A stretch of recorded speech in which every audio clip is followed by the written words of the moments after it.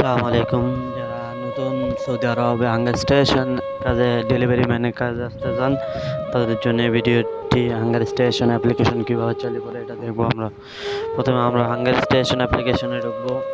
ঢোকার পরে দেখেন এটা আপনাদের হাঙ্গার স্টেশন অ্যাপ্লিকেশন। আমরা দেখবো হাঙ্গার স্টেশন প্রোফাইল কীরকম হয়। আপনারা এখন দেখবেন হাঙ্গার স্টেশনের প্রোফাইল। দেখুন এখানে যে ওই থ্রি ডট অপশনটা আছে, এখানে মেরে আপনার হাঙ্গার স্টেশন প্রোফাইল দেখতে পারবেন। দেখবো এই যে আপনাদের লোডিং নিচ্ছে, এটা আপনাদের হচ্ছে hunger station profile.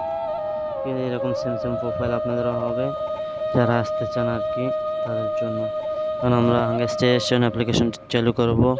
I angry with privacy policy, এখানে ঠিক চিহ্ন দিয়ে স্টার্ট ক্যামেরা মারে দেবেন।